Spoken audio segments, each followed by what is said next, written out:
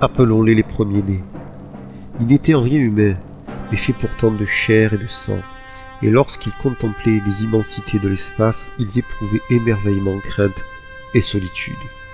Dès qu'ils en eurent le pouvoir, ils s'élancèrent vers les étoiles.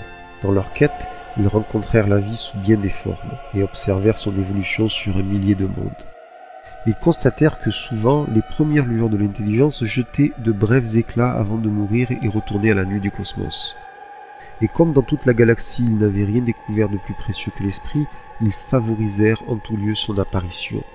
Ils devinrent les fermiers des prairies étoilées, ils semèrent, et parfois ils récoltèrent.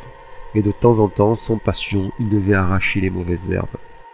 Les grands dinosaures avaient depuis longtemps disparu, anéantis par un cataclysme venu de l'espace lorsque le vaisseau de surveillance pénétra le système solaire après un voyage d'1 millier d'années.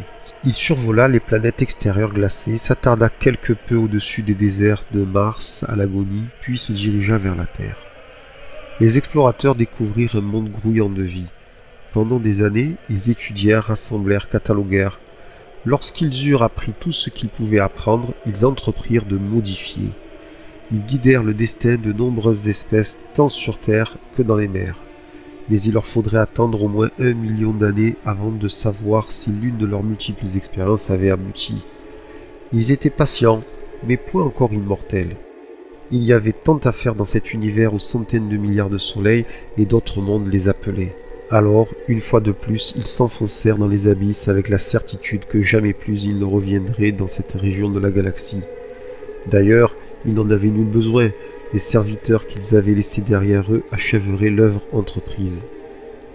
Sur Terre, les glaciers avancèrent, reculèrent, tandis que passait et repassait dans le ciel la lune impassible gardienne de secrets. Et plus lentement que les glaces des pôles, des civilisations naissaient et se répandaient entre les étoiles. D'étranges, de magnifiques, de terribles empires s'érigeaient, puis s'effondraient, et leurs descendants se transmettaient la connaissance.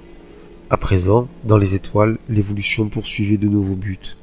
Depuis longtemps, les premiers explorateurs de la Terre avaient atteint les limites de la chair.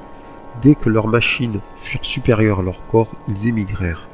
Ils transférèrent d'abord leur cerveau, puis leurs pensées seules dans de nouveaux abris de métal et de gemmes dans lesquels ils parcoururent la galaxie. Ils ne construisaient plus de vaisseaux spatiaux, ils étaient eux-mêmes des vaisseaux spatiaux. Pourtant, l'âge des entités machines fut bref. Au cours de leur incessante expérience, ils avaient appris à emmagasiner le savoir dans la structure de l'espace et à préserver leurs pensées pour l'éternité dans des triages gelés de lumière. Et donc, ils se transformèrent en pure énergie, tandis que sur des milliers de mondes, les coquilles vides qu'ils avaient abandonnées exécutaient une brève danse d'agonie avant de tomber en poussière. Désormais seigneurs de la galaxie, ils pouvaient errer à leur guise parmi les étoiles, ou s'insinuer comme brouillard subtil dans les interstices de l'espace. Bien que libérés enfin de la tyrannie de la matière, ils n'avaient pas oublié leurs origines dans le chaud limon d'une mer évanouie, et leurs merveilleux instruments continuaient de fonctionner, observant les expériences commencées si longtemps auparavant. Mais ils n'obéissaient plus toujours aux ordres de leur créateur. Comme tous les objets matériels, ils n'échappent pas à la corruption du temps, et à sa servante patiente et vigilante, l'entropie.